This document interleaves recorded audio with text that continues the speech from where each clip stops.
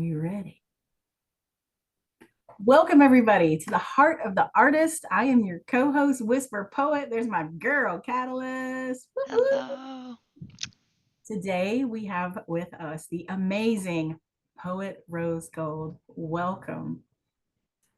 Thank you And for I'm having me. fantastic. I'm so glad that you're here. And you are coming to us from the Bronx. Is that right? Well, I was born and raised in the Bronx, but I actually live in Colorado Springs, Colorado. So Okay. You traveled a fair piece.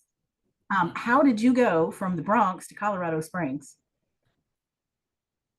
I want to say, well, I can't say the military because I was never stationed here, but I moved to Colorado after I retired. So about next month, it'll be 9 years since I moved here.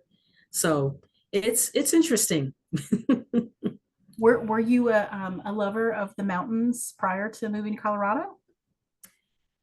Well, not the mountains specifically, but I do have, since I've been to a lot of places, I have a lot of respect for nature. And I I just respect it. It's some of the places I have been really beautiful. I think one of the most breathtaking places I've been, contrary to popular opinion, is Alaska. Was that somewhere that you were stationed or you got to visit? I was stationed there. It was my last assignment before I retired. And what was that like? Did you experience the really long nights where nobody gets any sleep? Actually, no, that didn't bother me. At what I had issue with is because I'm a day person. I'm a spring summer baby, so I love sunshine. I love daylight. So winter was a difficult part for me because it would be daylight maybe around. It wouldn't get daylight until maybe about 9:30, 10 in the morning, and then by 3:30 it was dark. So I didn't get a whole lot of my sun. So that time of year was a little bit difficult, but spring and summer more than made up for it. What was your favorite part about Alaska? Just the beauty of it. I mean, I know, here in Colorado we have Pikes Peak, but I'm Team Denali, formerly Fort McKinney, Mount McKinley. Um, its actual name was Denali. So, and plus you have nature. You literally have nature walking around on post. I opened my front door one day to see if there make sure there were no packages or anything sitting on my outside my house. And I look over to my left and there's a moose. Like, okay, this is nice. All right, hold on, sit right there. Let me go get my smartphone and take some pictures of you. I'll be right back. From what I understand, moose are no joke and not to be trifled with. No, you can't. The moose, yeah, it's not a good idea to get And close. they're tall too, Just right? respect them. Yeah, they're the largest member of the deer family. So, like at their back, how tall would they be? Um, Probably about 7 foot. Oh, wow. Or from tip to tip, they're about from nose to tail about 7 foot. So, Wow. but they're yeah, but they were not to be trifled with. That's why I say I respect nature. Just keep my distance. Yeah. Every now and then you see pictures of like moose tangled up like in a swing at a school or something like that. And I thought, whoever is the brave soul that goes and tries to help the moose is, that's a good Samaritan right there. I need to find that video. Okay. So it's neat because I've observed the couple of times that we've been in virtual space together. I have several dear friends who are ex-military ladies, and y'all all have this wonderful sort of indefinable quality of just self-possession about you, and that like your straight carriage, and there's just this quality about you guys, and I love it so much. It's a very sort of comforting, like you're very capable. Like if I'm having a problem somewhere, I want to be around y'all. Y'all know what to do. I appreciate that. Appreciate that. And I like that term, self-possession. I like that. Like that. I could turn that whole phrase into a poem. I like that. Very, very within, like within yourself. You know? Yeah. Yeah. What branch of the service did you serve in? Army. And what was that experience like going into that? Did you go in as a young woman? Well, young enough. I didn't go in right out of high school. I had a few years of college under my belt before I went. So I was 22 when I raised my hand. I was 23 by the time I left for basic training. So a little bit older than a lot of the females I went through basic with, but it was all good. I miss being that young and agile and didn't have the issues I have now. So yeah. Yeah, did they have you jumping out of airplanes and doing all kinds of crazy things? That I did not do. I got flat feet. So that being said, I probably shouldn't have even been in the military in the first place, but they ain't catch it. So can you tell us like what did you do? What was your role? I was a photojournalist. You must have been some very interesting places. Well, quite a bit. Is one of the great things is that being in that field is that we had access to persons, places, and things that our peers otherwise didn't. So, but we didn't always get taken seriously, unfortunately. We were seen more as like camera clickers and, oh, all y'all do is write and take pictures. Well, no one would know you exist if we didn't. So no one would know what you were doing. And you would have certain units, these rah rah hardcore units fighting to be on the front page of the newspaper every week. So, okay, tell us again how we don't do nothing. Somebody got to put it together. Somebody has to go out there and get the story. And that means us accompanying you wherever it is that you go, whether land, sea, or air, you know? Mhm. And I don't know. I still not quite sure, not understanding how that, how us as a career field got that kind of reputation. But I don't know how they're treated in the other services. I just know my experience in the Army, and Army public affairs was also a very small, very white career field. Okay. So to see melanin at any given time was just like, oh, so and but it was a fun ride. It was fun. It was pretty good. Like I said, we had access to persons, places, and things our peers didn't. So we got to see up close and personal. Got to when President Clinton, then President Bill Clinton came to Korea. We got to ride. I forgot exactly where he was going. It might have been Osan or somewhere, and we got to ride with the White House press Wow. and some of his security. And we were, so I forgot what we were. I think maybe a little hotel, some space, some kind of event space. And one of them was like, "Hey, you want to call home?" Yeah, sure. I don't remember what time it was back all the way on the East Coast because South Korea was about 14 hours ahead. And, said, yeah, just use this phone right here. Just dial whatever, blah, blah, blah, call in. I was like, hi, mom, I'm hanging out with the White House press. It's That's fantastic. Now, I assume that you were fully armed, like even though you're there for journalistic purposes as opposed to, a battle. I assume you had a sidearm and everything, right? no, well, only when I was deployed. Okay. Hmm. I don't know. You might have you run some sketchy characters up there in Washington. You might have needed your sidearm. Facts, facts. Um, So Nowadays, anywhere that counts anywhere. yeah. So you mentioned retired. Were you in long enough that you retired officially from the service? In 20 years, I retired in 2015. You do not look old enough to have done that. I'm trying to keep it that way. Black don't crack. I'm trying to keep it that way. You must have some seriously clean living because you do not look like you could be that age. So have you is poetry and creative pursuit, is that your official career now, or do you have something else that you're into? No, I have a business in financial services. So basically, we help people do one of three things. We help them protect their money, we help them grow their money, we help them save their money. So, and if you're a business owner, we try to help you. Everybody likes to have a way of beating taxes. So things like that. But poetry is not, but to be clear, while that's poetry is not my business, it's also not a hobby. It's if it is for some people, power to you. This is not to, this isn't a swipe against people who see poetry as a hobby, but I do not. That I've been saying this for years. Poetry for me is my ministry. And that's where I could reach people where I probably couldn't in some other circumstances or some other spaces. And it's also allowed me the opportunity, and I never saw this coming. No, then again, we didn't see the pandemic coming.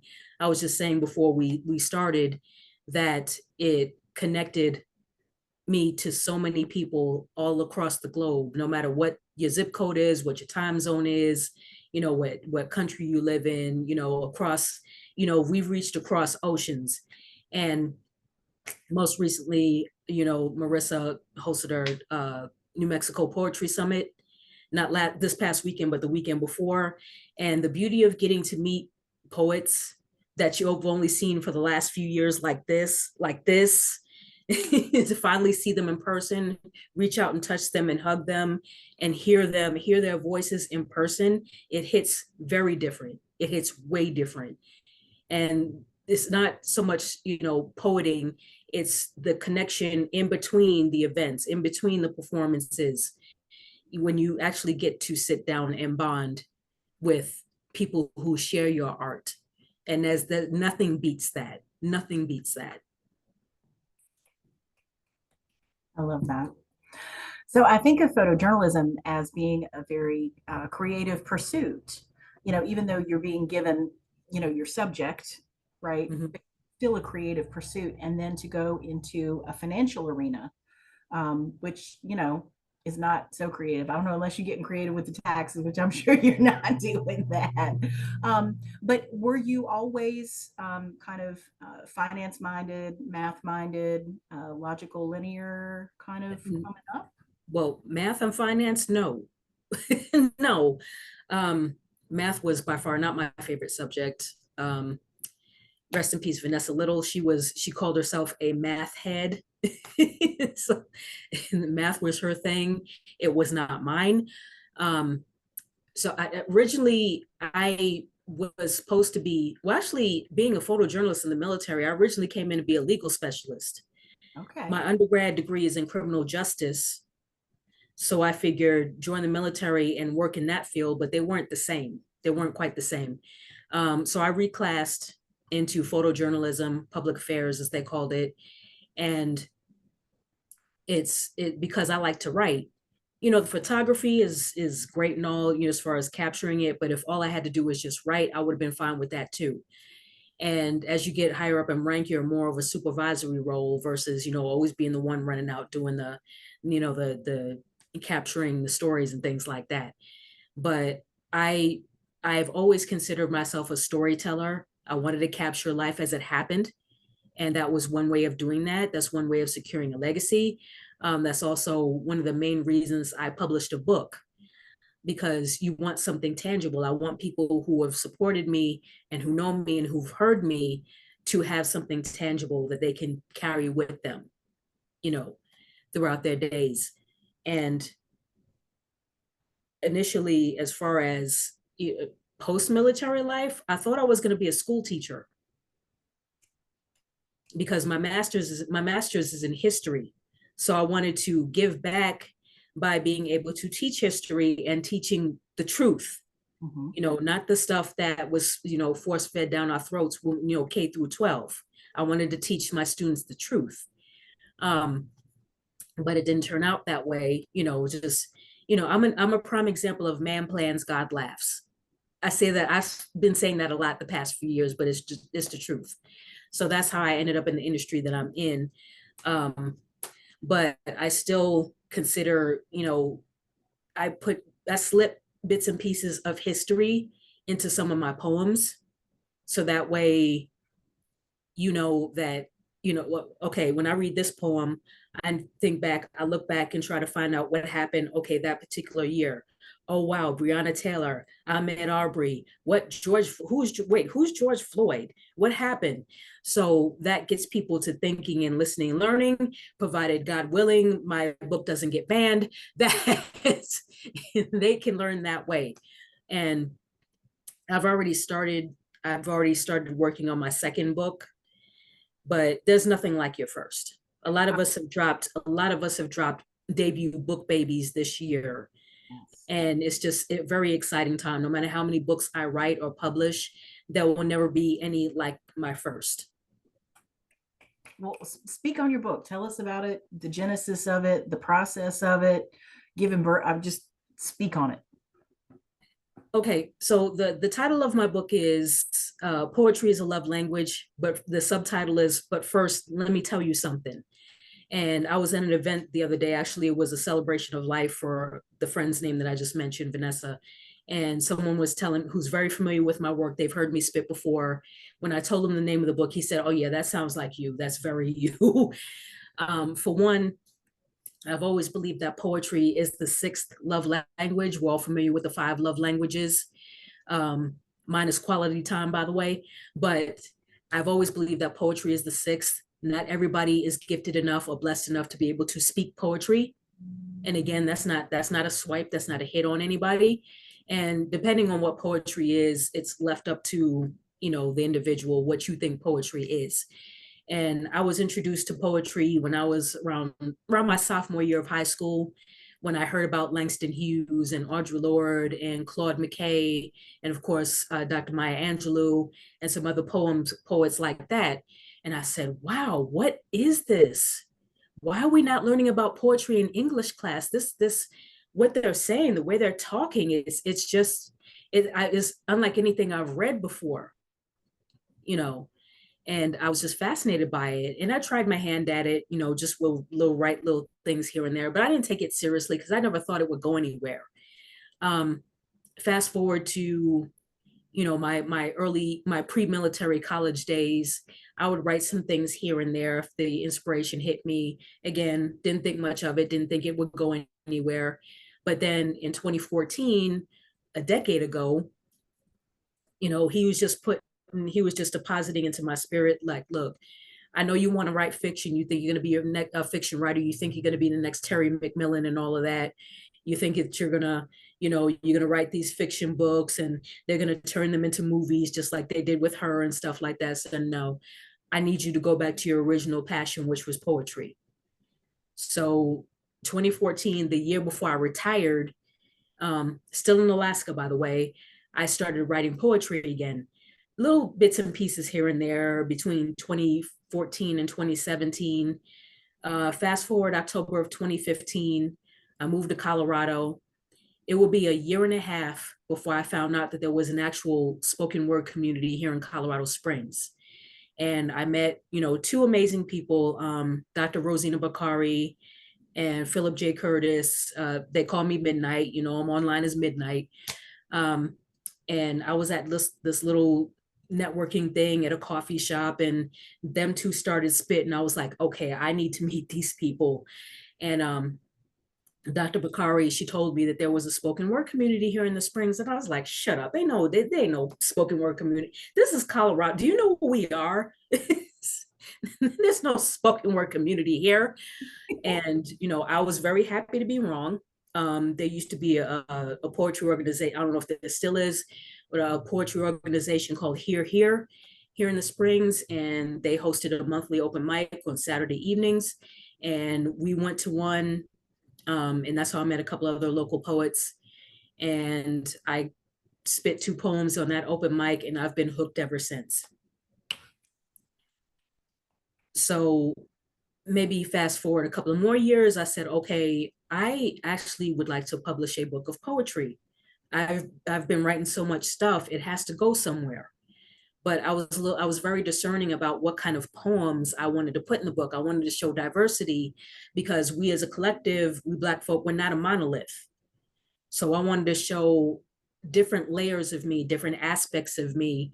There are poems in my book about mental health, about my time in the military, about Black love, self-love, about, what the one genre I'm most known for when I spit is social justice or social injustice, however way you describe it. So a majority of my pieces center on that. Again, a little bit of history lessons tucked in here and there. Um, a little bit of intimate poetry, not much, because it's not really my wheelhouse. Early on in the pandemic, I tried my hand at erotic poetry, and it was kind of fun. But again, it's not really my wheelhouse. So I know Poetry 719 since October's Arts Month, their poetry festival's coming up, and I'm going to be spitting at one of their events. It's an erotic poetry type event, and where you're spitting, and there's a pole dancer who's performing based on what they're hearing you say. And I think that's a pretty cool thing that they put together. So I'm going to be doing that, but I'm going to be writing something new, not the stuff that I spit a few years back. Uh, one of which I can't remember which poem it is, but it involves me speaking a little bit in tongues. I'm not going to get into that. So people have heard it, probably remember that, but just going to be writing a couple of new things based on that. So, and it was hard finding a publisher, one, and two, when I finally did find a publisher, I really wanted to find someone who can get into my head and produce a cover. And shout out to Rebecca Druskin Evans, Blame It on Rebecca. She hit a home run with the cover. So where's it at? Here, right here. Beautiful. Mm-hmm. That is gorgeous. So tell us where we can buy that, since we're on the topic. You can go to www.redorgreenbooks. Red is spelled READ, redorgreenbooks.com, or you can just DM me and I will tell you it's 15, and just tell me and I will send it to you. Nice. Well, 21 if I mail it to you. So you got out of the military, you were Mhm. about teaching. If you were going to teach history now, how would you do it differently than the way that you learned, or would you do it differently? Oh, wow, that's a great question. Something I never really gave thought to, since it's something I'm not doing. What what I wanted to teach is, I wanted to teach in a way where the students made sure that they saw themselves in the class, that they heard themselves in the lecture, in the lesson plan, that they saw themselves in the book. I mean, I don't know, I've never been a teacher, at least, well, I was very briefly, but I don't know if you can see yourself, if you can decide. Teachers, let me know if you can decide what kind of textbooks you use for your class. I don't know. But when you have like what Daughters of the Confederacy or whatever they call themselves trying to rewrite history, and putting out these history books, it's absurd. It's absolutely absurd. uh, but one thing I definitely know, I would want to make sure that my students saw themselves in the lesson plans, and challenge them to do their own research as well, and address that. Let's talk about it. Let's unpack it. Well, ma'am, I heard this, my parents are saying this, or so and so. I was at a friend's house, and so and so's parents were saying this. Why are they saying that? Why are they saying that this never happened? Or why are they saying it happened like that? Or why are they saying, why did they change the names of all the Confederate the military installations named after Confederate generals? Why'd they do that? And make sure that they get an honest answer. It's not about what we want to hear. You can't erase history. History is not for you to tamper with. What happened happened. I mean, look at Germany. Germany is a perfect example. They teach the good, the bad, and the ugly. And I wish this country would do the same. Uh, I really wish that they would do the same and but this country is too young, and it's not ready to face itself. It's not ready to face itself. It's too young. It's been allowed to run rampant for way too long. And I've heard some people describe the United States as a social experiment. How much longer is a social experiment going to last? Because God has not given us the spirit of fear, but of power, love, and a sound mind. And I want to keep a sound mind between now and November 5th. But I don't know. It depends. It really depends on, I drive around and I see these big gas guzzling I call them overcompensation mobiles. These big trucks driving around with the huge American flag and the huge Trump flag. Okay, y'all, first of all, y'all are not the only ones in this world who are patriotic. I hate this narrative where they're the only ones who are patriotic. They're the only ones who are patriots. They're the only ones who love this country. I mean, come on, stop it. Um, and I don't have to wave the flag. I mean, 13 out of my 20 years, I wore the flag on my right shoulder. I don't have to wave it. um, and it's people don't seem to understand that that they're here. The Proud Boys are here. There's another group just like them. There are similar groups, in pockets of the society, not just in Colorado Springs, but throughout Colorado. So, and I think people are asleep and they forget about that, or they just don't want to face that. And we saw that very, very much so back in 2020, 21. The summer of George Floyd and all of that. We saw that. We saw it firsthand. At least a lot of my peers did. Um, so it was an interesting time in the city at the start of the pandemic. I know that they talk about you learn about different things that happened in history that you never knew, like the play Hamilton, and you find out that Alexander Hamilton was actually from very poor means. He was a self-made man, and worked himself up. And those are the kind of details that I don't ever remember learning in high school. So if you could make history more interactive, and like you were saying, I don't think I ever connected myself to anyone in history or saw myself in history or really saw it being relevant to me at all. It just seemed like a collection of sort of dried facts that we Mhm. were supposed to memorize and regurgitate at will, you Right, know, for a grade. for a not grade. because not because it would make you a better person knowing that stuff and sharing it, because knowledge is not power. Applied knowledge is power. So to learn it, just to regurgitate it, like you said, regurgitate it for a grade and then move on to the next level. Mhm. um, when it doesn't really, I think one failure of history class, aside from it not being completely accurate, is that a it doesn't provide connection. Why should I be connected to this? Why do I need to know this? One of the thoughts that I always had about history was that I always felt like it was taught as if whatever you were learning existed in a vacuum. Like if we're learning European history and we're on a certain, time frame, it's like that exists in a vacuum and it was never discussed what was going on in another part of the world that time. And Mm-hmm.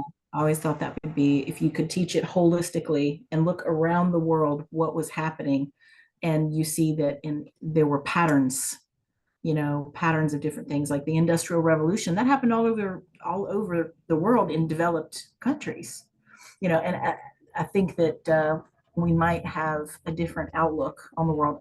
I wonder if we would have more empathy as people if we saw the world holistically rather than as this little this little cross section that we get. Right. And that's one of the things I appreciate about having been all over the place. I mean, albeit most of it was not quite voluntary, but that's how you get to learn about other, even within other different parts of the country, different cultures, different mores and norms, and what people consider values. Just how people think differently. What they've been exposed to, and it's interesting. Several years ago, I wrote a haiku. The military is a direct reflection of its republic, or words to that effect. But it's a direct reflection of the republic it serves, and you can tell that some people did not get out much. They did not get past their neighborhoods, their block, maybe even their state. We're only around people who look like them, and no other exposure outside of that. And it showed. It showed. It showed. Now that you brought that poem up, we got to hear it. Well, it was just a haiku. but it was supposed to turn into a full-length poem. That never happened. But Well, you want to, can we let that be a jump off into some, a little poetry read? sure, sure, absolutely. And depending on, I thought I knew what I was going to spit, but of course that always changes. That always changes. But okay. But let me, before I get started, let me open with my anthem. With my, well, now with my anthem, it might as well be. But I call this my Miranda warning. Let's go. You have the right to spit fire. Anything you say can and will be used to burn blasphemies to the ground. You have the right to live a life free from generational curses. If you cannot afford these yokes and burdens, feel free to leave them at the foot of the microphone. This is called Calamity Jane. You prepared a Norman Rockwell portrait inspired picnic lunch for just such an occasion. Got the children situated. Hard to do when they're so excited for the spectacle that is about to take place. Neighbors came from thither and yon, grandmas, uncles, and cousins in tow, because they could not wait for this moment not 1 minute longer. It was standing room only, young boys perched atop their dad's hulking shoulders, which were quivering with anticipation over what they were about to witness. Ladies dressed daintily like it were Easter Sunday, offering up shouts of glee and not even trying to be dignified about it. Their personal cheerleaders, providing just the right amount of attaboy motivation from the sidelines. Only this isn't a pep rally or a homecoming or America's favorite pastime. Then again, maybe it is. And in actuality, you were not a spectator, rather a participant. You egged on the lynch mobs, got them all hot and bothered, scratching, clawing, and spitting like hungry tigers about to be released from their cages. Rope? Check. Gasoline? Check. Matches? Check. It's natural selection, survival of the fittest. The preservation of the superior race depends upon it. It must be done, for their manhood is threatened. And they certainly can't risk any of you precious pieces of porcelain property to be soiled by any of these underdeveloped beasts. Well, intellectually and spiritually underdeveloped, so they thought. But notice they always target the one thing they fear, desire, and loathe all at the same time. When all's said and done, that's usually the part that's missing. Imagine had there been a Craigslist or eBay back then, what it would have sold for. But given the times they lived in, it was probably bargained away with the wink of an eye and the roll of the die. All the while thinking, it's a great day for a barbecue. Then, the moment they've all been waiting for, the unwilling victim is escorted onto the playing field. The crowd shouts, cheers, yelps, and whistles for the escorts. They're doing their duty as Americans, while you just as aggressively call for the victim's eradication. He is there because you lied. He didn't search you with wandering eyes as you claimed, in fact, never gave you the time of day. And because of you, this is the last time he'll ever see daylight. They're belligerent, feeding off the energy of the frenzied crowds. It wasn't enough for them to just hang him and watch him struggle for breath. The more he thrashed about, the tighter it got. Then there's the blue-orange flicker, growing bigger, hotter as he has set alight. Blood-curdling screams rise to the heavens, where only the angels are weeping. The flames singe his soul while it frantically, unnaturally flees from his body. No one is aghast at this exhibition, no outrage over this murder, no outcries of injustice, no pleas for humanity. Patrons are too busy smiling for the camera as they pose alongside the still smoldering corpse. Their images transposed onto postcards for souvenirs. And even as a charred shell, you can still tell which part of the deceased is missing. What's left of the criminal is auctioned off as keepsakes for the kids, a prize more precious than candy. Yet the victim wasn't afforded anywhere near the same value while alive. The only crime was his skin, terrorism in the name of the Lord. Poem. Wow. Okay, you got to read that line again. What part, what piece of the dead is missing? What Oh, was, hold on. Just look. Okay, let's see. Oh, their images transposed onto postcards for souvenirs, and even as a charred shell, you can still tell which part of the deceased is missing. wow. That's an ass kicker of a line. That whole poem. And I love, what was it called? The Miranda warning. Oh no, that's what I start every set with, the Miranda. You have the right to spit Yes, fire, blah blah blah. This piece is called Calamity Jane. Calamity Jane. Both of these pieces are fire, but I mean, you are known for your fire. And I love the fact your name, and I want to hear how you got your name, but your name is this lovely sort of demure, roses, beautiful and soft and gold, just demure, beautiful, and then you fire. I appreciate that. Um, I came up with the name back in around 2018. And at the time I was still new to the whole spoken word scene and things like that. And for whatever reason, I thought I needed to have a name to make it more relevant, or but I don't know. I don't know. That was my way of thinking back then. I was still new. Um, and roses are very symbolic, very heavily symbolic in society, even those with thorns. But it's delicate, but it's powerful in its imagery. So, and I'm petite. People who have met me, and when they meet me for the first time, they're like, "I don't know why I had it in my head that you were 6 feet tall," but I'm a mere I'm 5'4". I'm only 5'4". Anyway, um, but it was meant to symbolize that, when you speak softly or move gently, things like that, but you have a presence. So hence the term rose. When you're rooted in love and when you're watered with knowledge and things like that, roses have to be taken care of. Roses have to be treated kindly, and sometimes I was not. And it reflects, you ever seen when I guess they do these little experiments, whatever, when people talk badly to plants and they start to die and wither and stuff like that. But when you speak life into them, how they grow and they bloom and they blossom and they flourish, that's me. um at least that's one, back, once upon a time when I actually cared what people thought. you know I don't miss that person.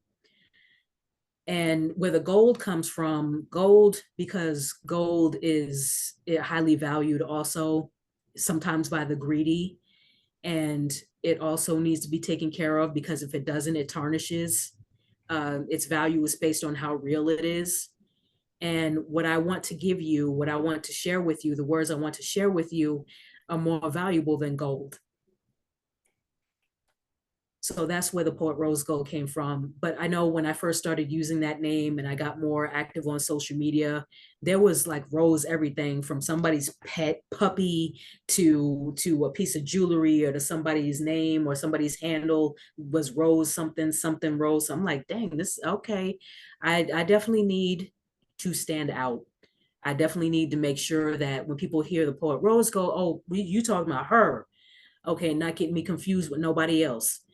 So that's where the name came from. But I admitted this on One on Poetry a month ago. Admittedly, I'm kind of getting tired of the name, full transparency, Mhm. but that's where it came from. But I kind of love that, um, because a rose will mess you up. I have a rose bush in my yard that's about 40 years old. It's one of those old, real old. The thorns on this sucker are that long. I mean, it will jack you up if you mess with it. And so Ouch. it's beautiful, right? It's a beautiful thing.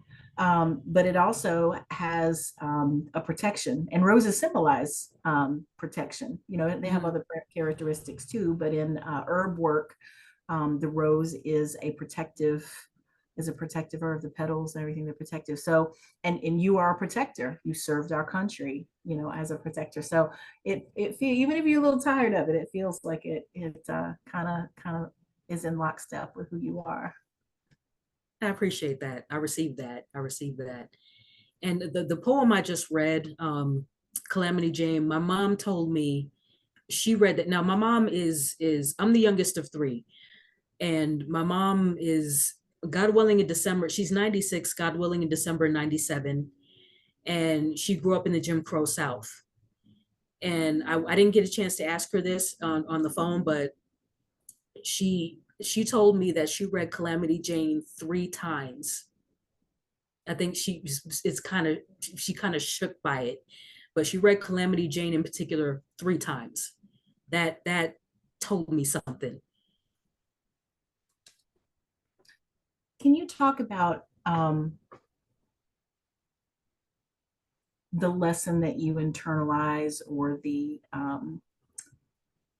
how it affects you to hear those kinds of experiences and stories and the things that your mother lived through, um, being a part of that, being a part of the Jim Crow South? And I apologize. I Oh, have who did it? Who did it? Who did it? I saw nothing. For a nominal fee, I saw and heard nothing. To answer your question, it's it's more or less, for me, my response is, here we go again. Because what little bit of truth I did learn in history class, K through 12, or learn more of the truth when I was in college, and from watching Eyes on the Prize every February on PBS, is, I don't believe we're going through this crap again. It's just, those who don't know the history are doomed to repeat it. Like I said earlier, this country is a social experiment that refuses to face things, and therefore tries to sweep it under the rug. So it had to come back. It had to resurface, unfortunately. And my mom said, I didn't think that I would see stuff like this again. And she told me way back after, I won't even mention his name, after his election in 2016, she told me, this is your fight now. And I was just shook. I was shook when she said those words. We were on the phone. She said, this is your fight now. And I'm like, wow, how I don't know. I'm not equipped to fight this. I don't know what that means. Um, but I think this is part of it. People don't take poets seriously, but we are griots, we're storytellers. We have to keep this alive. So 50 years from now, when people are reading our work, they're like, oh man, this is what happened. Okay. Um, I need to ask, I have questions. I have questions because I didn't learn about this in the classroom. So, but I read this book and she said something about a lynching and about Brianna, mentioned somebody named Brianna and this, that, and the third. So I need to dig in and find some stuff.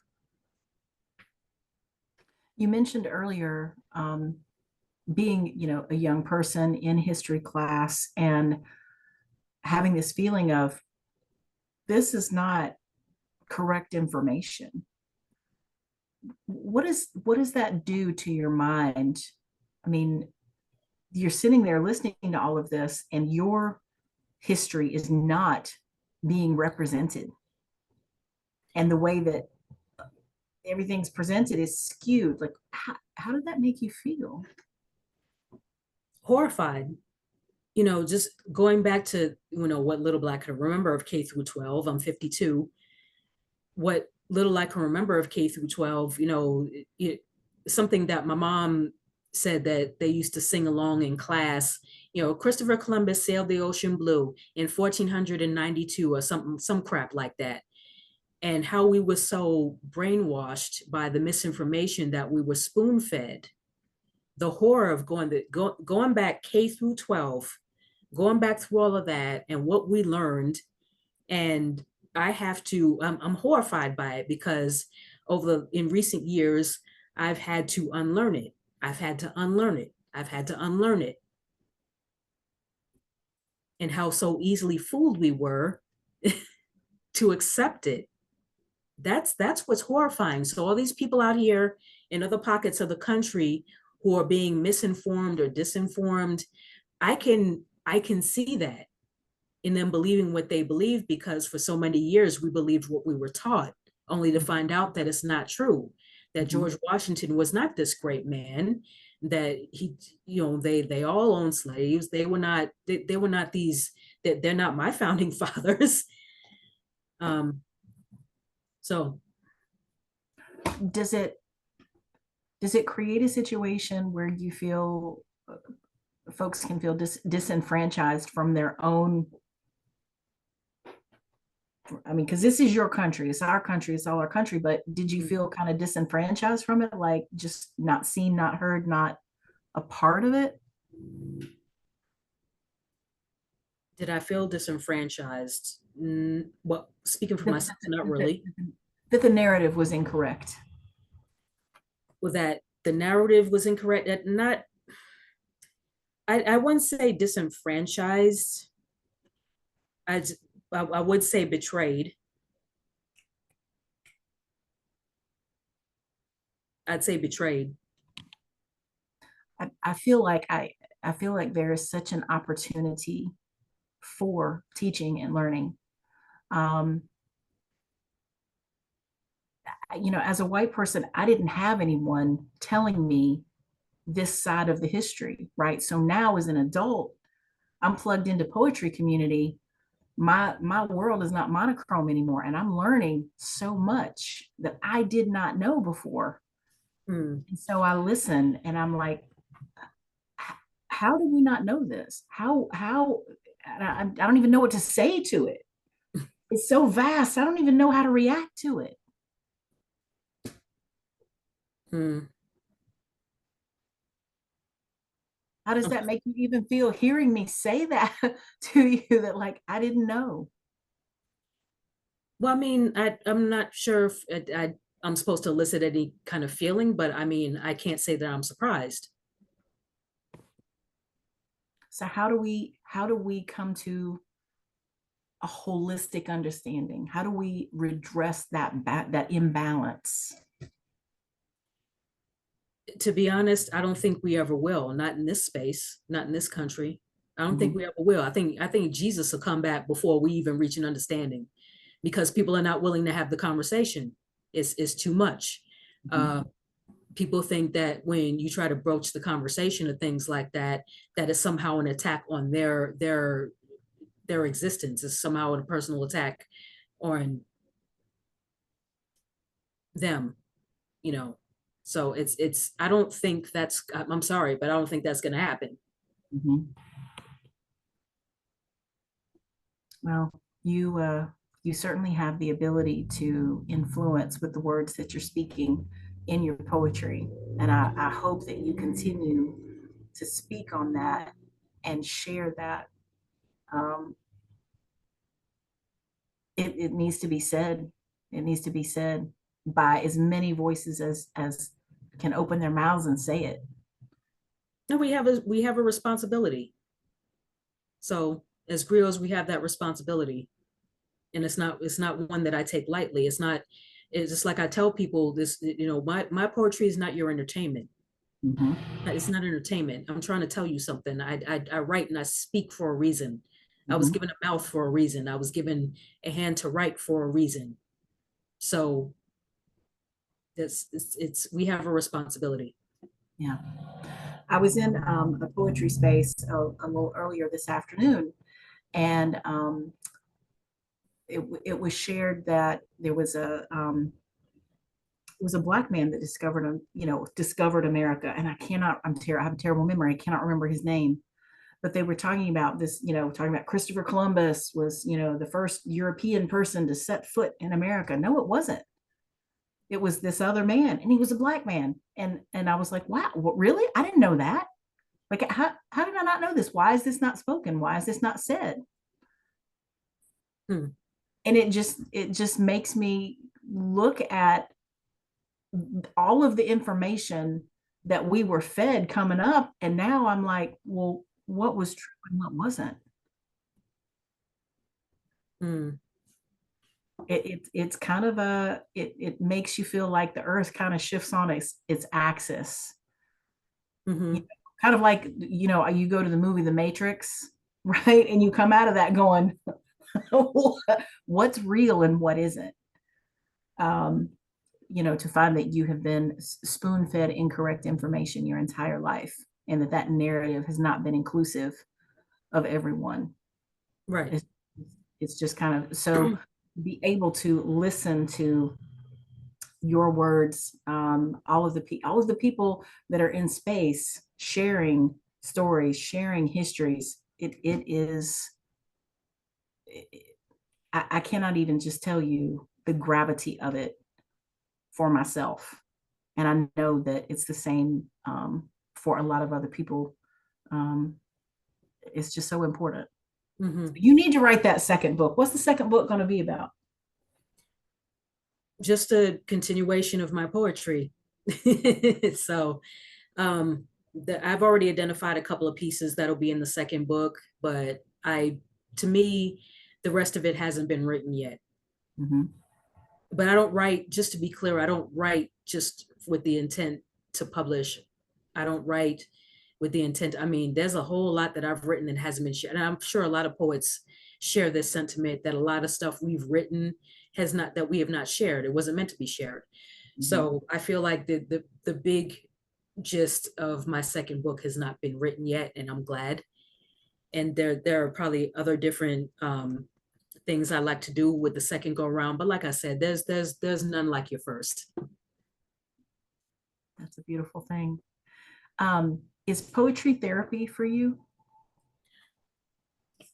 It is. It actually is. Writing always makes me feel better. And it's funny you should say that. You should ask me that because I do. There is a piece in here called "Poetry is My Therapy."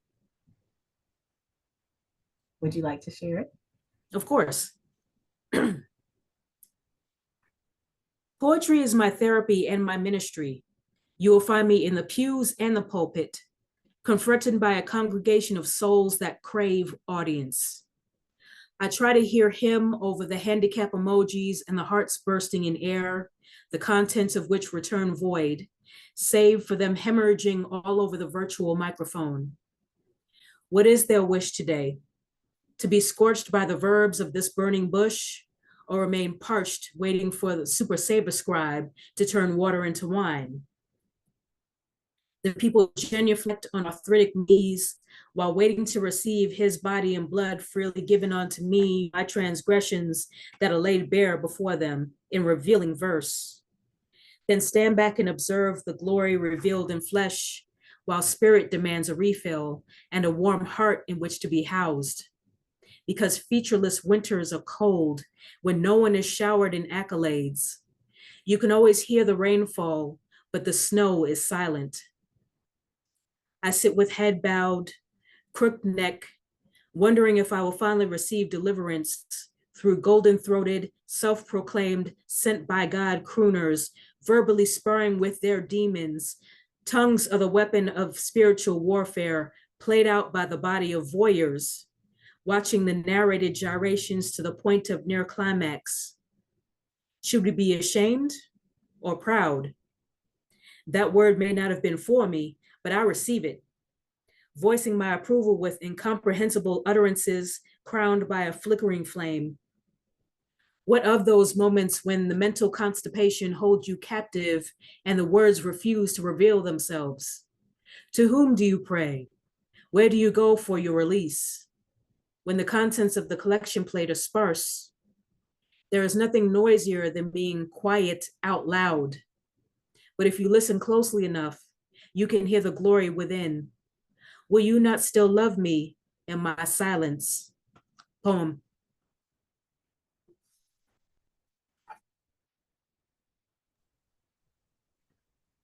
I I I felt like you took me to a very spiritual place with that. Is your spirituality incorporated a lot into your poetry and your writing? Some of it.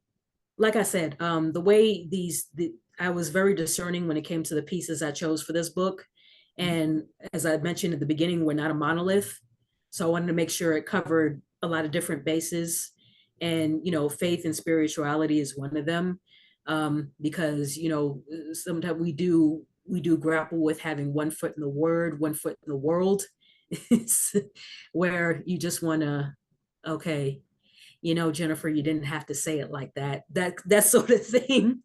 Um, and just the way you look at things. It's not so much what happens to you as how you respond to it. Mhm. That's one thing I've learned over time, throughout my walk. And try to be that light that people need. Try to, some people need you. One person told me one time, the world needs your smile. And I'm like, okay. So I'm a work in progress. I'm a serious work in progress. Um, so I write about that too. I mean, it's just it's honest. You get bits and pieces. You don't get the whole package, but you get bits and pieces. It occurred to me hearing that there's a very public space of like Christian music, right? I mean, that's very popular. You turn on the radio and you can hear like Christian pop, like popular music. But there really is there Christian poetry? Do we get to hear Christian poetry? I don't know that I ever really hear that being shared. I'm sure there is somewhere, but I honestly can't. I if there is, I don't know where the platforms are. I don't know because I don't follow those spaces. Yeah. Um, but I'm sure there is. Yeah. Kind of squirrel thought that ran through that ran through my mind for a Hmm. moment. But I get the perception of you that you are very, very rooted in exactly who you are. Like you know exactly who you are and that you have such a strong foundation. You've referenced your mom, several times. Hmm. Is family something that's just super, super important in your life?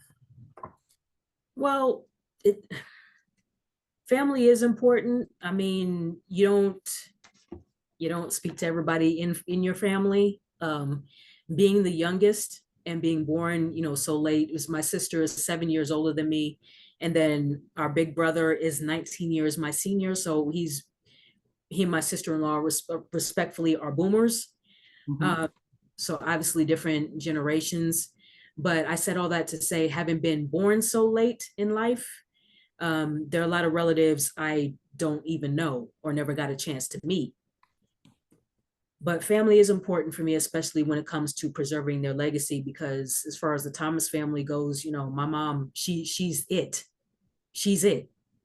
All her siblings have become ancestors. She is it. Mhm. So it's important to keep, you know, stories like that alive, um, and just make sure that, you live in life in a way that will make your parents and your ancestors proud, and just begin another chapter, like continue your lineage and what does it mean, what does it stand for, who are you and who do you stand for, what do you stand for. So I think having that family foundation, like I said, I don't really connect to everybody in my family, but those I am connected with, I hold that proudly. That means something to me. Does that creative instinct that you have, your gift of poetry, is that something that you share, like with your mom, or are you the first person to kind of express this creative gift?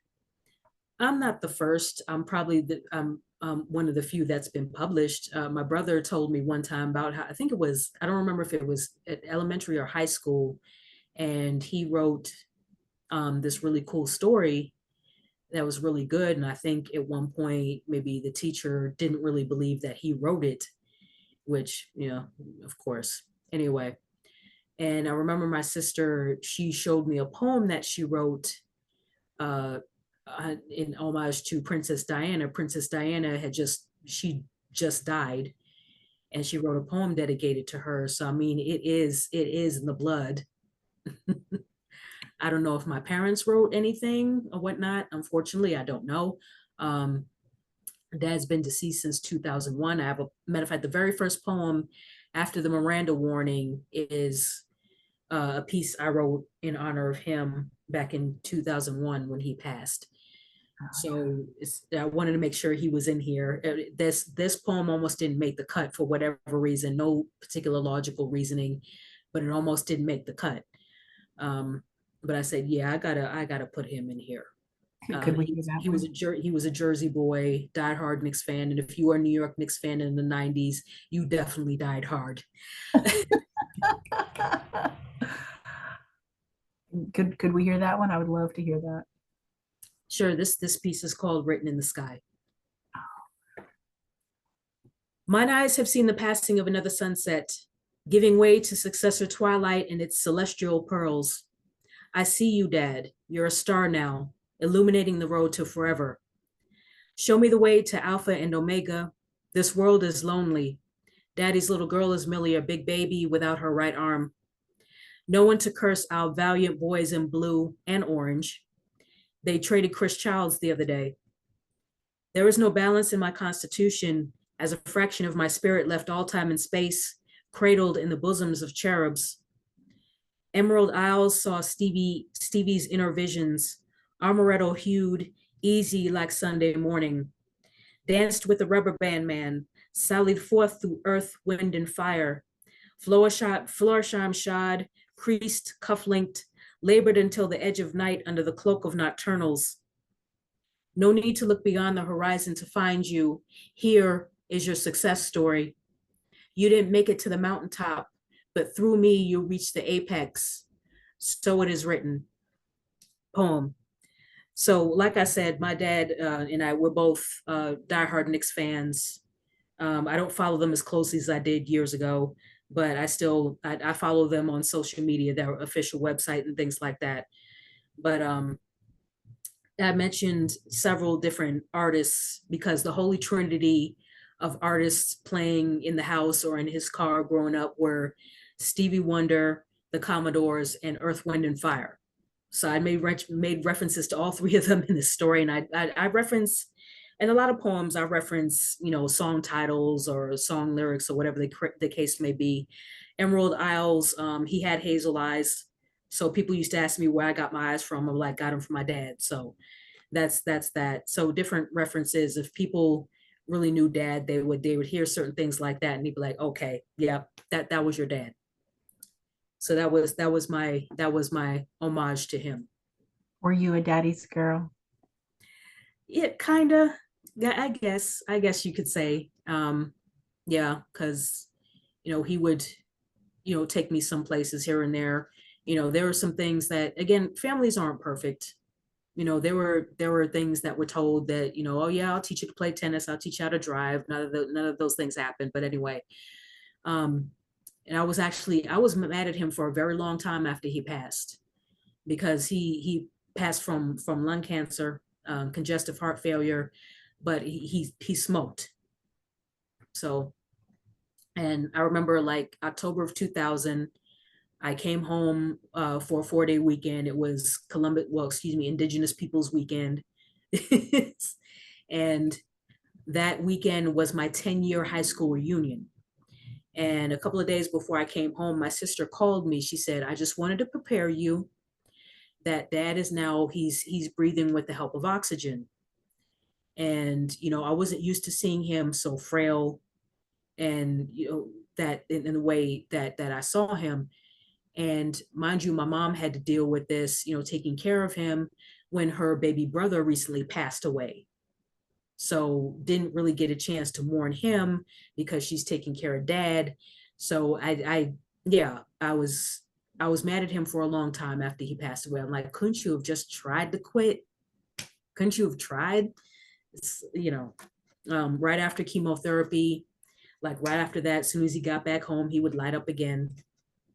So until then, at that point, like I said, until it got to the point where he couldn't anymore, and that was by force.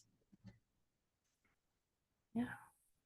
You're wearing a shirt referencing music, and I wondered, does your love of music come from your dad? It came from both my parents. My mom was one of the few Black people I'd ever met who actually liked country.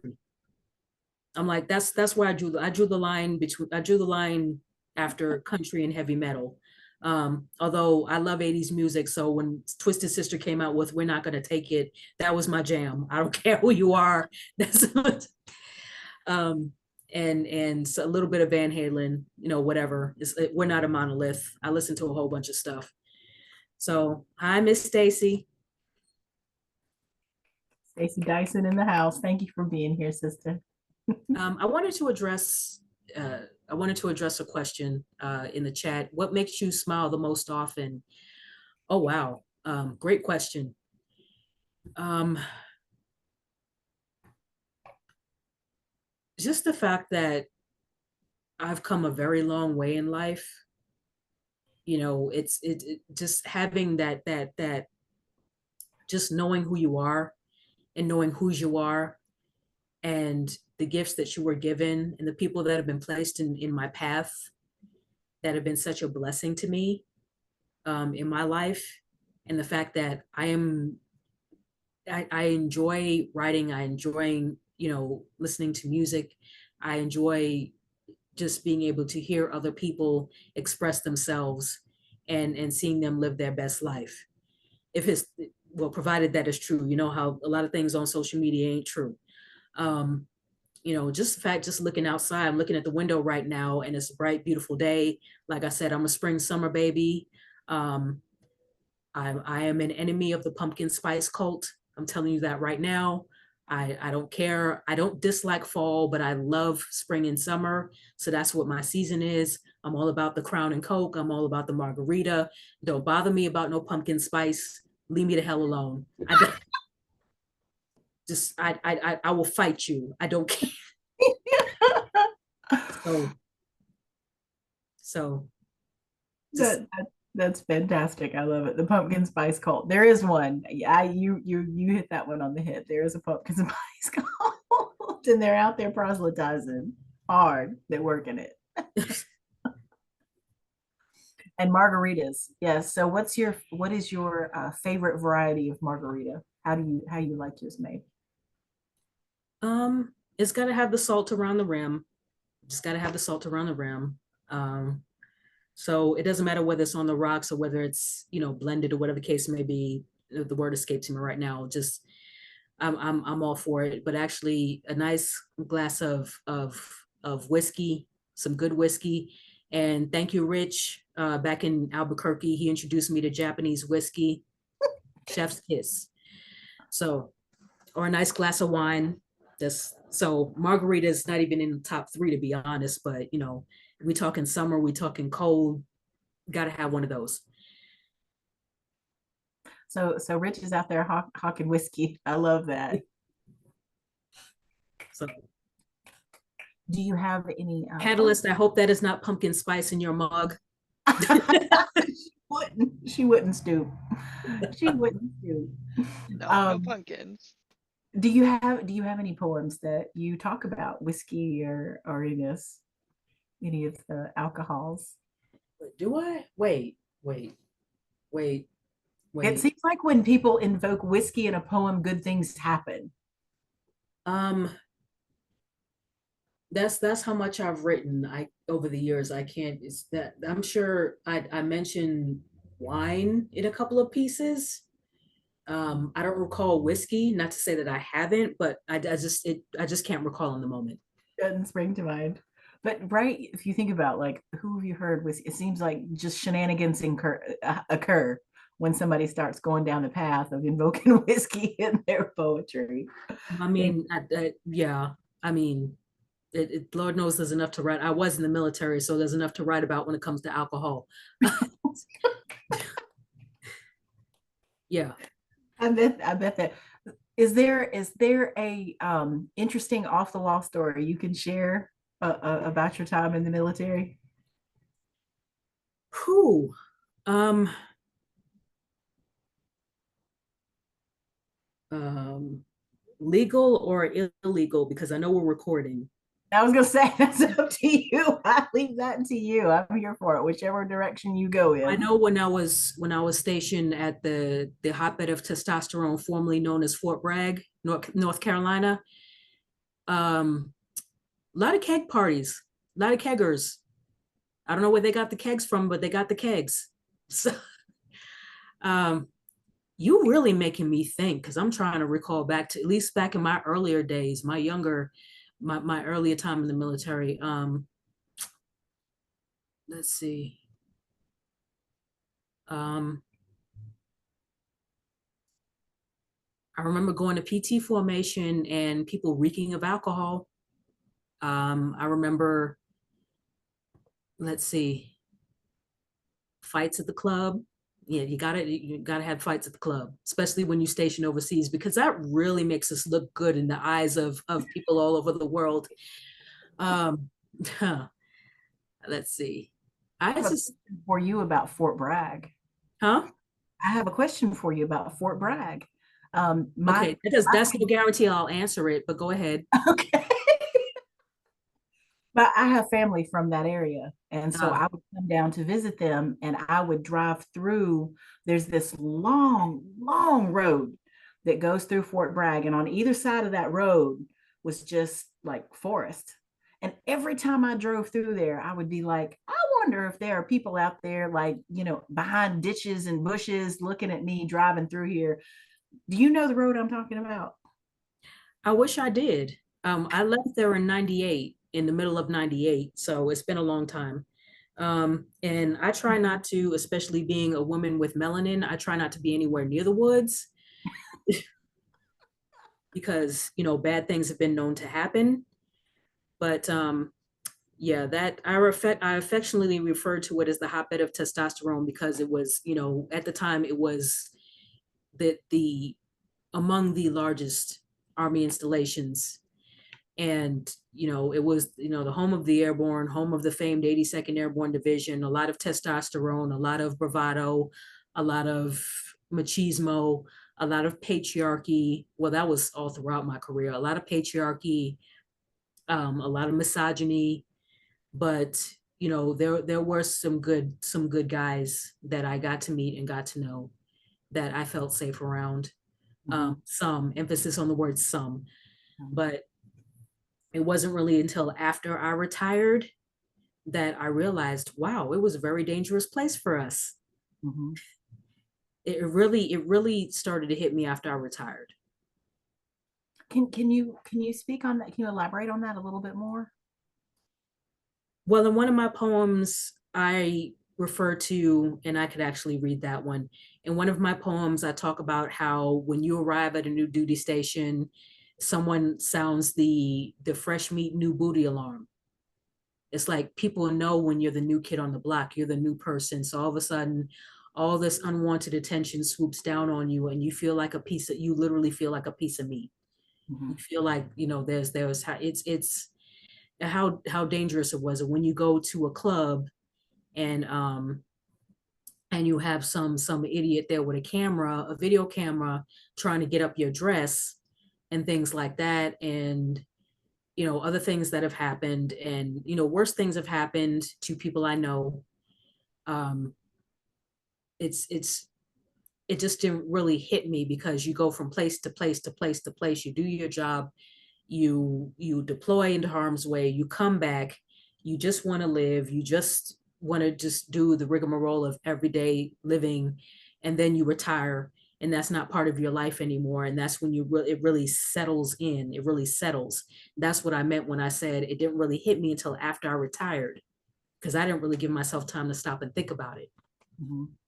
And when I say not safe, I'm not necessarily talking about things like assault and things like that. I'm talking about people messing with your position, people who call you into question, people who, because they don't know you, they don't understand you, they just believe the tropes and the stereotypes, they call your competence and your character into question. We see that right now with Kamala.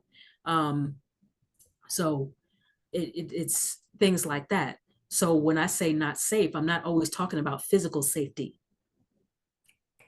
Thank you for that clarification because I was wondering like exactly what you meant. And that's not a fun place to be when your professional life is a major portion of your time awake. I mean, your professional life and your time asleep, those are the two largest chunks of your life. So if you are under fire, so to speak, or feel the threat of being under fire, called into question, all of those things that you described, that's not a happy place to live. No. So how did you, I mean, you spent 20 years slogging through that. What got you through?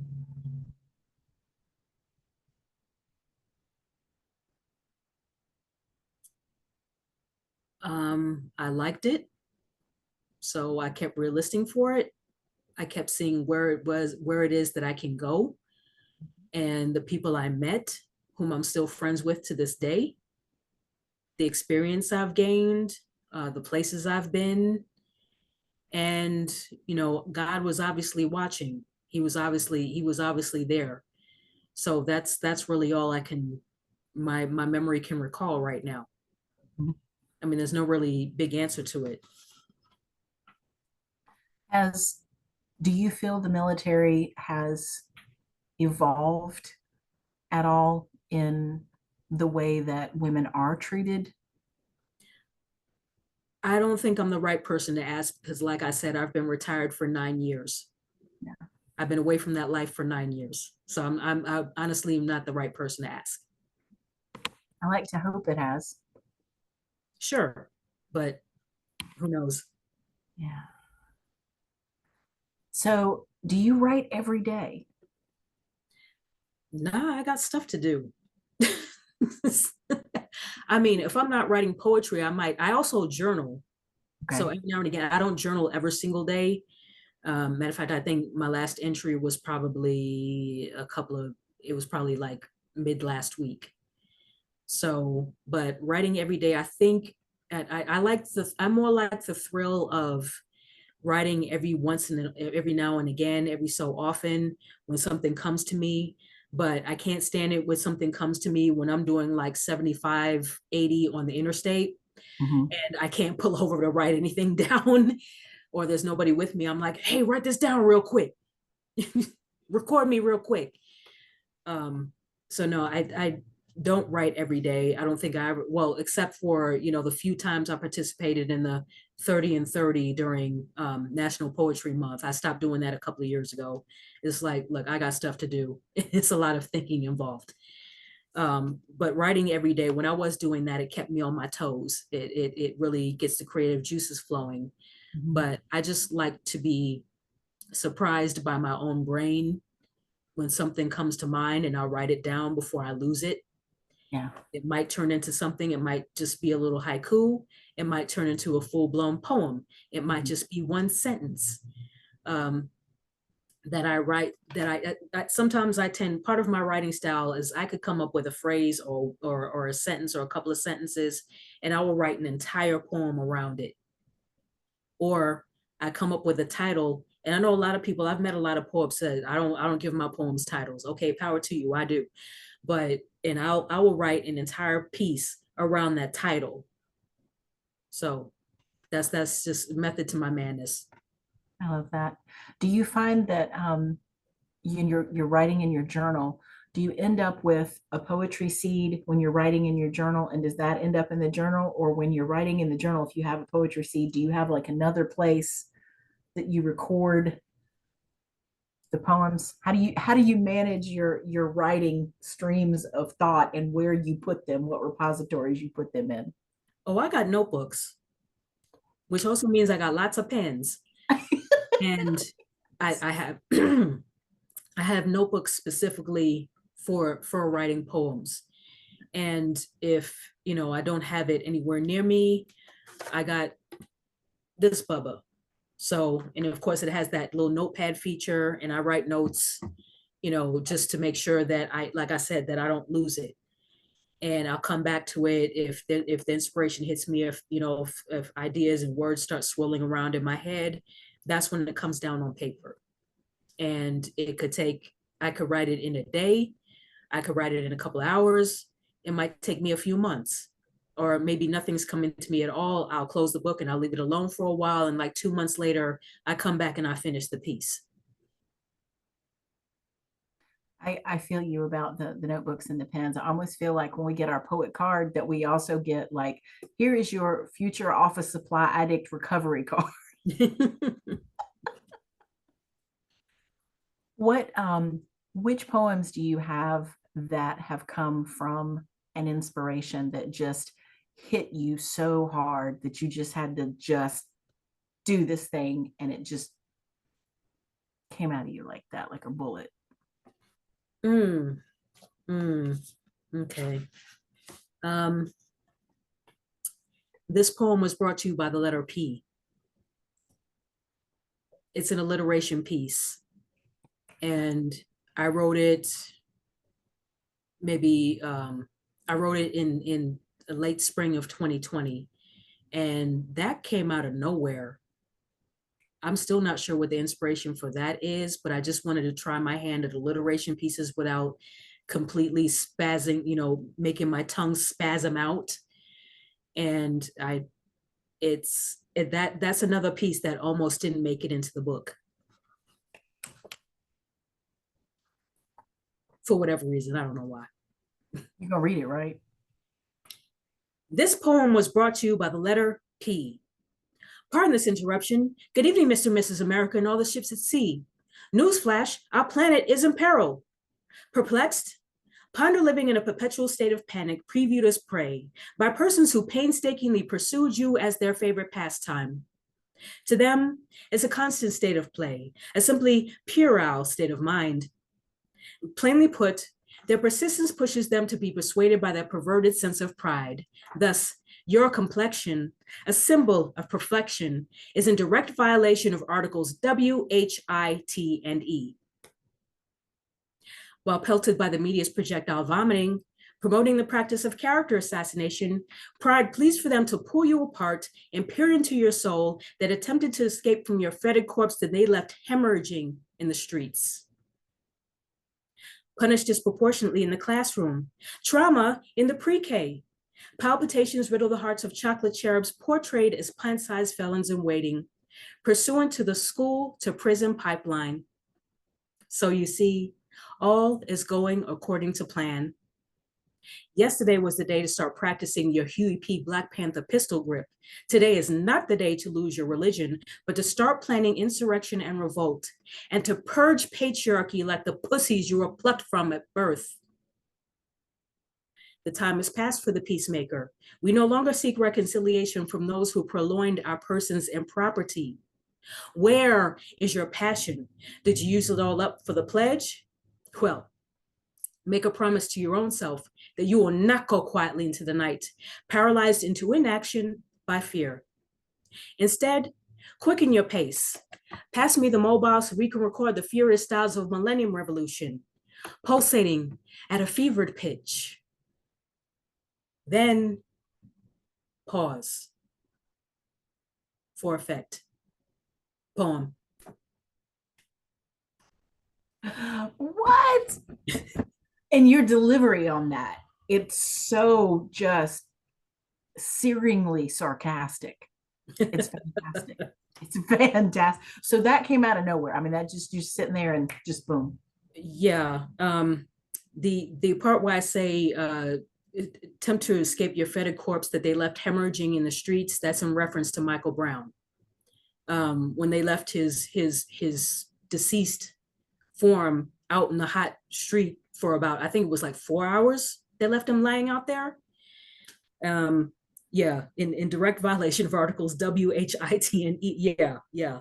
But ever since January 6th happened, I hate spitting the line planning insurrection and revolt, because when I hear those words, those two words, I think of January 6th, and that has nothing to do with what I'm talking about, because I wrote this poem way before that. Mm-hmm. Yeah, but it's fun to recite. It's become a favorite of some. My brother absolutely loves this piece. So it's like, oh, bye, Sophia. Oh, she left. I want to feel like when you perform that in an open mic, you bring the house down. Well, like I said, it's fun to recite. It's fun to do, and it gets me amped. So now I gotta like bring it down, woosah a little bit. Now, have you participated in the slam poetry at all? The funny thing, I don't slam. Slam is not my thing. I don't really get it. It doesn't really. I don't. It doesn't have that effect on me. It has as it has on a lot of fellow poets out there. And again, I'm not knocking slam. You know, those who do slam, I tip my crown to you because I know that's that takes a lot of energy, and that's a different space. You gotta just like get into that and just spit fire, just roar. But slams have never been my thing personally. Mhm. Well, if you ever decided that you wanted to do it, that poem, I mean, yeah, that would, I think that would go over great as a slam piece. I mean, that's one of the things to me that's exciting about the slam piece. They just get your energy up and you're just like, yeah, like, yes. That's definitely fun as a listener and a viewer to partake of that cup Mm-hmm. for sure. So, looking at your book, which piece in that book is the one that was hardest for you to write? Mm. Um, whew. um, well, one that made me sad, what was a couple of made me sad. One piece called "I'm So Sorry" that is really written to is kind of a love letter written to Black men, and "I Resent Your Sleep," which is in response to a lot of people's lack of days response to what happened um, to Breonna Taylor and Ahmaud Arbery, during the summer of George Floyd and all of that. Just like, we just want you to know that we stand with you. And like, where is all this coming from? What? Okay. I mean, from fellow melanated folks and from our allies and accomplices, I get it. But other people who are otherwise detached and clueless as to how we go about our existence in this earth, is like, where is this coming from all of a sudden? It was Mhm. kind of like the apology tour, you know and then when people, the response, the expected response is for them to roll over and go right back to sleep, go back to their very lives. Hence the term, "I resent your sleep." I Mm. resent that you can go on about your life when I'm paranoid about going through this, because I know that my life and my being does not have value in this space. And how dare you just roll over and go back to sleep and go on about your life, talking about "I stand with you," and I may not understand what you're going through and all of this. This is some text messages that I had gotten around that time after George Floyd, after millions of people witnessed George Floyd being murdered for 9 minutes. It's like, where is this coming from? Really, what do you hope to gain by saying this? I felt like, and I still do, that it let them off the hook. It was a kind of check the block response to me. So I questioned sincerity. I questioned his authenticity, especially when no the behaviors have not changed. So what was the point of you even telling me that? I feel it was to make you feel better, not me. What was the first piece that you ever wrote where you were writing in that social justice space? How old were you? Not 40 something. um, I think I wrote a piece called "Asylum." It's not in the book. I wrote a piece called "Asylum." It actually started off being something totally different, and I split it off into two different pieces. And "Asylum" was written in 2016 after that election. And I remember saying in the beginning, the inmates are about to run the asylum. So I think that's the first time. Oh, Brooklyn in the house is back. You getting it in? I went to the gym this morning too. That's one of my happy places. Keeps me grounded. Keeps me grounded. I'm still in the gym. I'm in cardio theater. Okay. Like So Moody Black says, let's get it. let's go. So what was what were your common themes that you were writing on before you got into this very successful space of social justice? Because you're good at that. I mean, you just kill that. I appreciate that. What you mean, like what other subjects was I writing about? Yeah, because you mentioned that like the erotic thing, that's not really, yeah, whatever. That's not really your happy place to be. So Right. what's your happy places? Right. Well, like I said, we're not a monolith, so I wanted to make sure that my writing and the pieces that I selected for this book, covered a myriad of topics, like not just social justice, but also Black love, self-love, um, uh, faith and spirituality, my time in the military, mental health, just self-love. I think I said that already, but merits repeating, things like that. So then a lot of that is covered in this book. Mhm. Is that what you were writing as a young woman, kind of all over the map like that? Um, Almost. I wasn't really writing about mental health. I wasn't writing about relationships. I wasn't writing about, well, actually I was a little bit, but not so much social justice. Like I said, when I got much older, after retirement, and I really started to write actively, is when I really started to write about social justice. And I hate that I have to write about stuff like that, but things just keep happening. Things keep happening. And that's pretty much what color is your noise was written about, is that what color is your noise, and another piece um, that I wrote, that something citizen. I can't even remember the name of my own poem, but I wrote those two pieces, I think, a couple of weeks apart following the January 6th insurrection.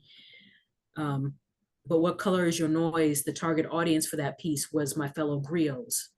So this was a piece written to them, really, or for them, just to say, okay, what you're going to do. All these things are happening.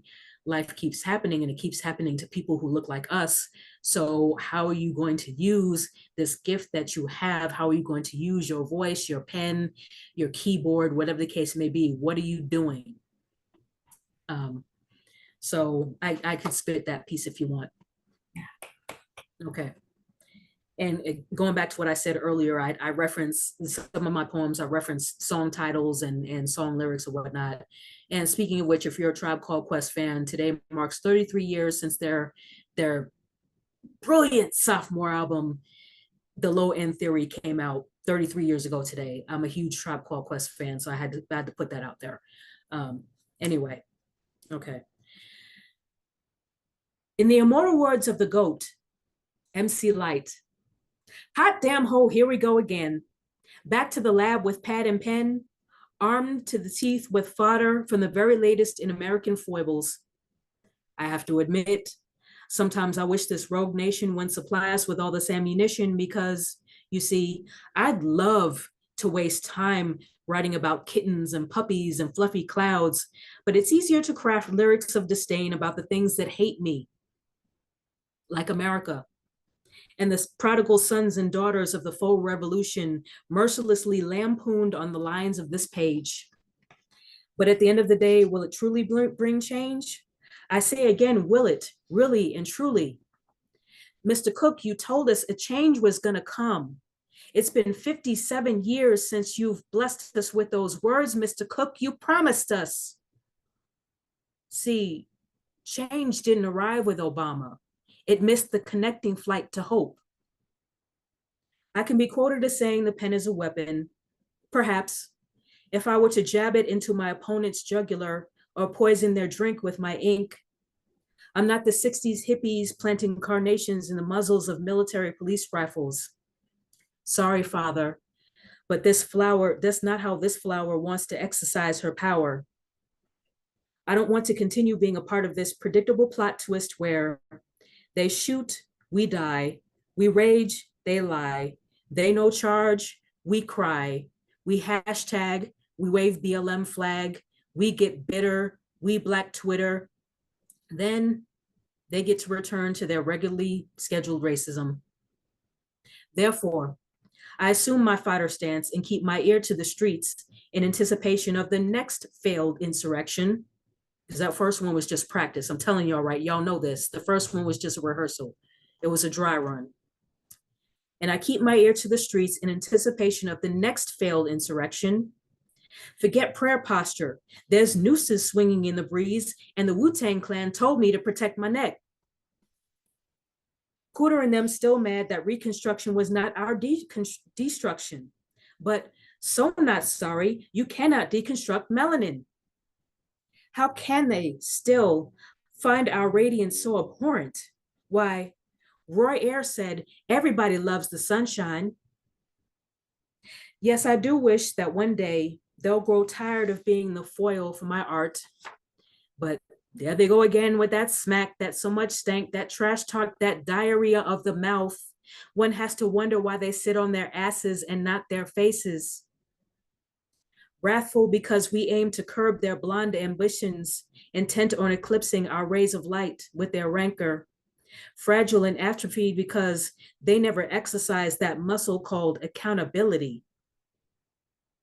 But spring is coming. So what you gonna do, you scribe, Pied Piper, griot, foghorn, poet? What color is your noise? It is separation season. Eventually, you will have to vacate the safety and security of these Hollywood squares because the real challenge is not just out in them streets. They're in your schools, your jobs, your churches even. When the hour is upon you, will you unleash the beast or stay muzzled? A Rottweiler's jaws wield 328 pounds per square inch of pressure, so there's no question as to why it shows no fear. So likewise, there will have to come a time when your bite has to be worse than its bark. When your words will leap off the papyrus and form flesh around dry bones, joining together in battle, in living color, parting the seas of hate and leading the true-hearted onward to the promised land. Poem.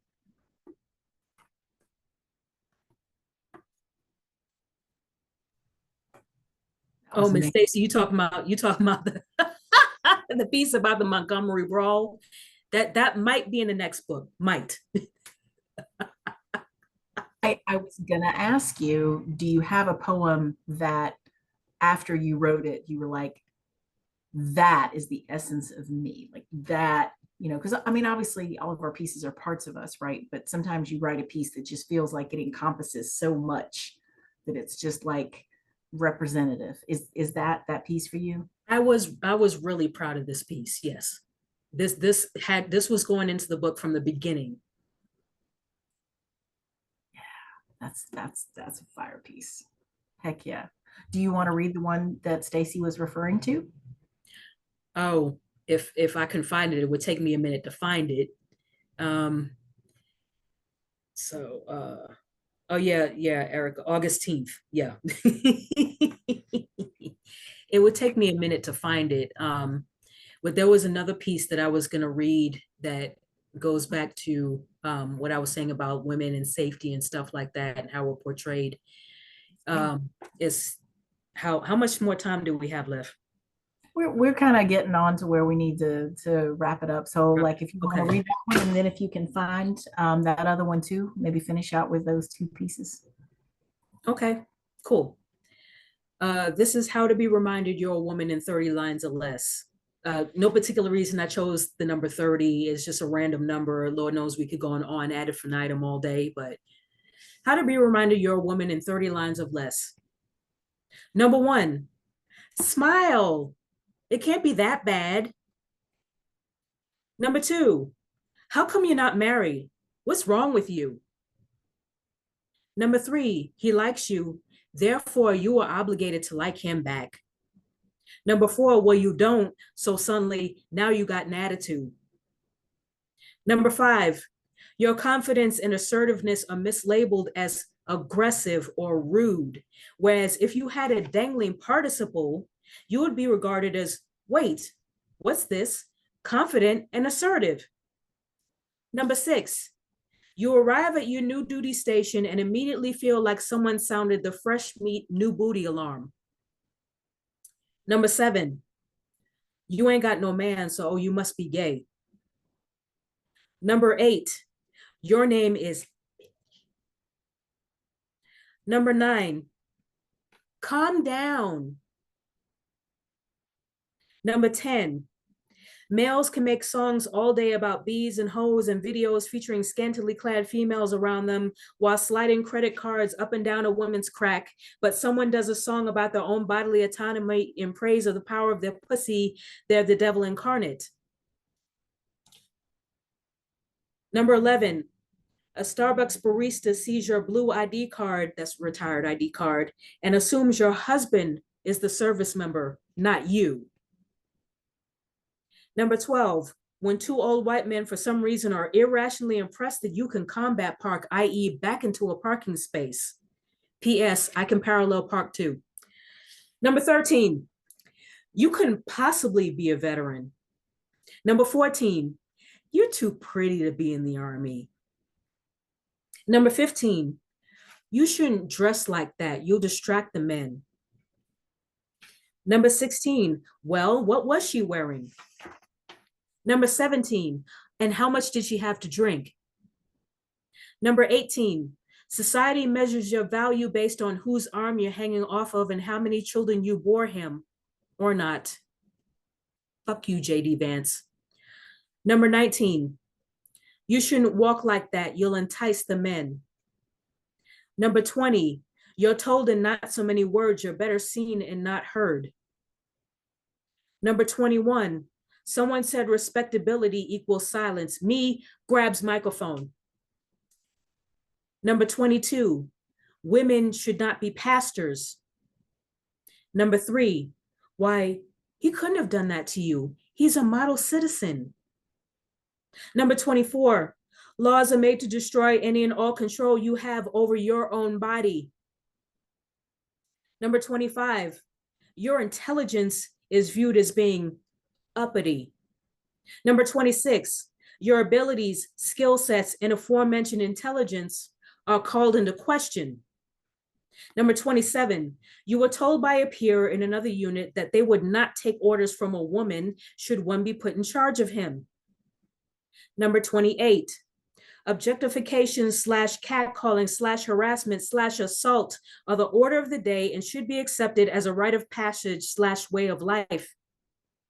Number 29, another moron slides into your DMs. Block. Number 30, you can't fill in the blank. You're a woman. Poem. Oh, yeah. Oh, yeah. That's amazing. You can't. You're a woman. You fill in the blank. That had me moving all kinds of ways in my chair over here. Just, yep, fuck.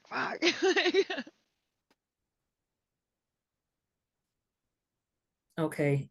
If I can find it, I'm gonna close out with this. No, not that one. That piece that Miss Stacy was talking about. Let's see. Dang it. Hopefully I can find it.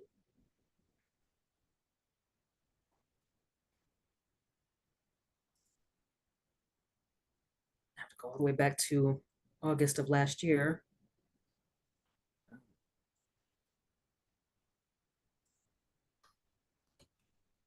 If I can remember what it was called, I could pull it up.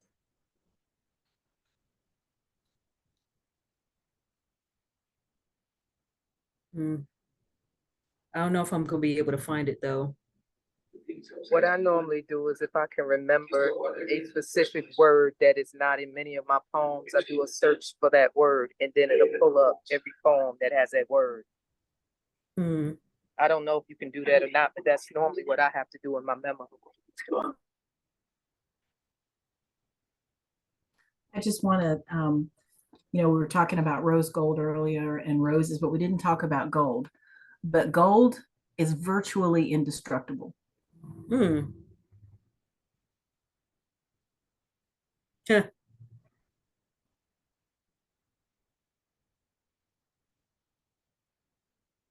Oh, you know what, Erica? That was some good advice. I found it. It's called Sweet Tea Party. So I'll close with this. Okay. Welcome to the Sweet Tea Party. Down on the riverfront, picture perfect on this here August 10th, where the multitudes gathered to commemorate the swift and decisive victory of saving Uncle Remus and his hat toss of faith. Once a beloved co-captain receiving a less than immaculate reception signaled the throng of melanin missionaries in response to a grave dereliction of Southern hospitality, compelling the Wakanda congregation to layeth hands since the offending party did not come in peace. They were left with precious little alternative but to leave in pieces. They came from thither and yon, 10 if by hand, 1 if by sea, while the crooners and sopranos in the choir box offered hallelujahs for each haymaker, then exorcised the demons, cast them into the waiting waters, baptized them in the name of Malcolm, Martin, and King T'Challa, since they seemed to be a bit parched after a day of privileged docking. This outcome turned out more favorable than Nat Turner's rebellion, for by grace, no participants' frames were outlined in chalk. And to show that the Sweet Tea Party hosts were not completely without manners, they offered several seats via folding chair, not necessarily top tier quality, but certainly WWE approved. And as the fierce warriors returned to camp, they were escorted by wise words of the ancestors permeating the atmosphere. Beat that ass, beat that ass. Good God Almighty, did they beat that ass? I am the poet RoseGold. Rage responsibly. Thank you. Rage responsibly. Yes. I need that on a mug, on a bumper sticker, on a t-shirt, on a flag, on a hat. I need that everywhere. I need that on a tattoo. Actually, me and Marissa were actually talking about that back in New Mexico, about possibly putting that on a shirt. So yes. That is fantastic. What was the genesis of that phrase? Rage responsibly. Yeah, what was the situation where you came up with that? So one thing Well, no, I ended up calling my son, telling him he has to drive half an hour out of his way because he got a key to the house too. I would have sworn I used this key to get in the house. Wait a minute. Brooklyn, we could hear you. Oh, I'm so sorry. She's looking for the keys to the house, people. She's looking for the keys. So rage responsibly. One thing that really irritates me is when people take information, they call themselves doing research, and they research talking heads who tell them what they want to hear and thus want to, justify their willful ignorance and, disinformation, misinformation, and they'll take these things and slap them onto their social media and declare it gospel. Nah, first of all, that's old. That's old. If it's not old news, it'll be incorrect news. And they only give like a snippet of the story. Our role as griots, as storytellers, as spoken word artists, as poets, what we put out into the atmosphere has to be truthful. It has to be honest. It has to be authentic. So when I say rage responsibly, know what you're talking about before you pick up a pen, before you striking keys on that keyboard, before you open your mouth. Because, they're good at lying. The other is good at lying. They're great at lying. They show no shame in lying. They take pride in their willful ignorance. And it is our duty to make sure that we come across in such a way that we know what we're talking about and we're on point if we're called into question, and we will be. Well, maybe not, that we know what we're talking about. We know we're on point. We got receipts. So rage responsibly. And, some people, when it comes to activism, it's not just people out in the streets with their fists raised in the air with signs, bullhorns, and everything. What we do is a form of activism. Some refer to it as artivism. And when I say rage responsibly, that's what I mean. That all those things put together, we have to be responsible, because when we are given a platform, when people stop to listen to us and stop to read us, we have to be responsible. Absolutely. I want to feel like, there's that whole keep cool and right? That's that Yeah. whole thing. I want to feel like rage responsibly and I want to feel like that needs Speak softly and carry a big stick. exactly. Yeah. Wow. Rage responsibly. I absolutely love that. And what a beautiful way to end this conversation. Because I feel like that's I feel like that's kind of the ethos of you. That rage responsibly. I love that. You I have to say, you are one of the most unequivocal females I have ever met, and I am in great admiration. I'm so happy Aw, to have this conversation. that's so sweet. Well, thank you for opening this space. I really appreciate that. So now I have to ask, because I love astrology, and I've been trying to figure out your sign. I always do this, right? This is my Okay. shtick. I love to do this. So I've been trying to debate if maybe you are a Virgo or a Capricorn. Either of those correct? Neither. I'm actually a Gemini. Are you? Okay, see, that was the other thing. Gemini. Gemini is that unequivocal air. I did not recognize it, but yep, I see it. Absolutely. Interestingly, I feel like Gemini is one of those most in there, like you're in your lane, Mm. right? You are in your lane, you know where you're going, and it's like you just rolling. And you have that. You have that fire. And it's air sign, but it's a fire. Gotta be some fire in that zodiac for you somewhere. Before we close out, I gotta ask, you have a beautiful bookcase behind you, and Oh yeah. it's pretty. I mean, it's so pretty. It looks like something that you would see in a display at a bookstore. What do you have up there? Take us Oh, through, because I see some interesting things behind you there. Yeah. oh well, some of my fellow griots, they're up there like over my left shoulder. Wait, is it oh yeah, okay. Over my left shoulder, that is Ray Jane's book that came out last year. Right here is Ashley Cornelius's first debut book, Baby. She is the Pikes Peak Poet Laureate here in Colorado. You know, some other book babies. Most of my fellow griots poetry books are downstairs, but this is one of the most valued spaces in my house. This bookshelf.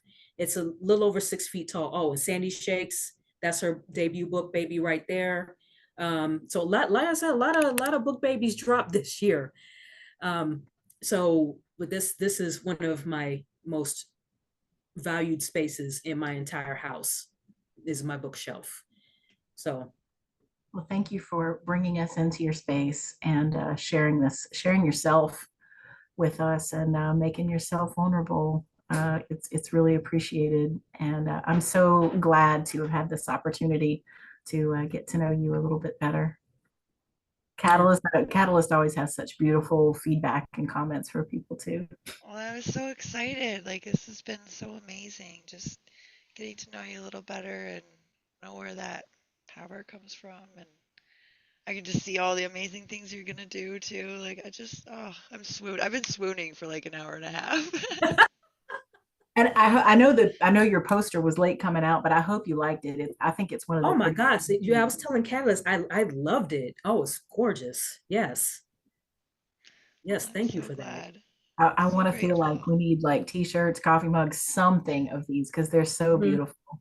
mhm, They're absolutely. Like everyone who featured, like I remember the one also from Red Medusa recently. I tuned into hers and that one was pretty cool too. And Shannon's and yeah, it's just amazing art.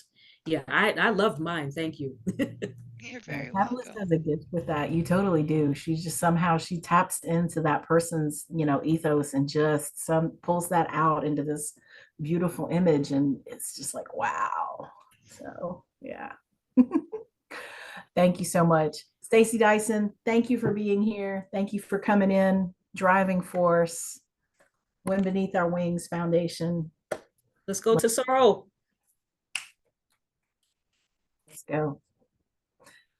Thank you everybody so much for being here. The Heart of the Artist.